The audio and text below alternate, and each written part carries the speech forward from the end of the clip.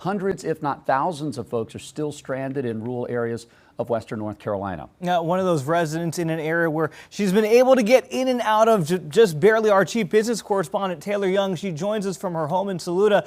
Taylor, good morning. It's nice to see your face. It's nice to see some light on you, and I'm sure it's nice for you to have some power.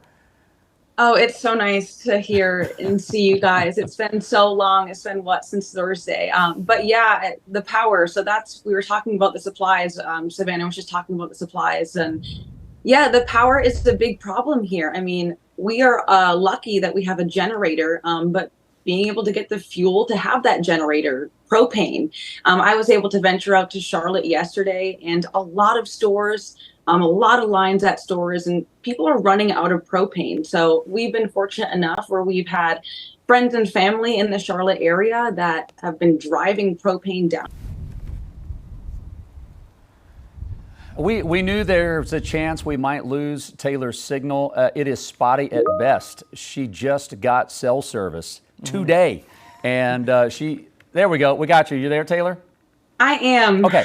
We knew there was a chance we might lose you, so we're grateful for 30 seconds if that's all we get. Hey, give us an idea. Like when you walk out of your house and go down your road, you were telling us you had a neighbor who had a tractor or a skid steer that was able to move debris. Not everyone's got a neighbor like that, first of all, but like what's it look like? I mean, does it look like a war zone? Does it feel like a war zone? So I came home on Saturday and I had to hike up to my property in order to get to my home. Fortunately, we have a neighbor who has a backhoe who is able to remove all of the trees from our property. I mean, there had to have been at least 10 to 12 trees blocking my car from leaving. So I had my husband's car. So luckily, when I drove home from Charlotte, I was able to walk up to my house. And that's how we were getting supplies for 3 days. People would drop supplies off at the bottom of our property. We'd walk down with backpacks, bring it back up. But yeah, having a neighbor who was able to do that. We also have a massive sinkhole outside of our property. So just even driving around the area is dangerous. And we are fortunate that we have a house that is still standing. There are hundreds, maybe thousands of people where that is not the case. We have 2 friends staying with us right now who live in the Asheville area. A tree fell on their home. They're not able to stay there, of course. They lost one of their cars. So what we're seeing is a lot of people either kind of fleeing Western North Carolina or staying with a friend or family or loved one, or possibly getting a hotel. I did speak with some people yesterday who were unable to find available hotels in the area. I know some people had to drive as far as South Carolina to get to a hotel. So for those people who are not leaving their homes or maybe cannot leave their homes, I know a lot of people have pets too. This is kind of what they're dealing with, just a home with no power, no running water. Hopefully they're able to get propane. We currently don't have our lights on because we want to preserve that propane. We have about 5 cans left, and then hopefully we'll be able to get more, whether that's driving to Charlotte or having someone drop it off here.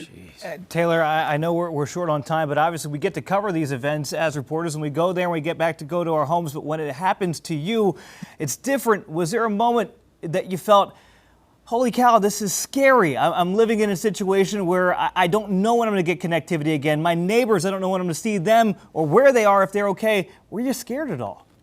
Yeah, I mean, it just comes in waves. Again, I know that I'm safe, and I know so many people can't say that. But when you do lose cell phone service, you really don't realize how important that is, just to communicate with people and tell them, that you are safe. So not having cell phone service for 24 hours, not being able to check on your loved ones that are potentially running out of water or propane or gas. I think that's when it really hit. Like, we cannot even contact the outside world. But cell phone service for now is back. So a lot of people are just communicating throughout the day, just checking in with each other. Hey, do you need supplies? Do you need food? Do you need water?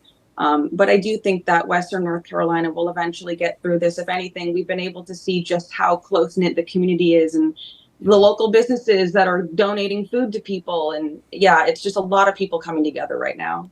Yeah, the worst of nature can bring out the best in humanity for sure. It's nice to see your face and hear your voice. I'm glad you got enough power to be able to do the things you need to do. You guys stay safe, and anytime we can connect with you over the next couple of days and weeks, we certainly will. Taylor, thanks.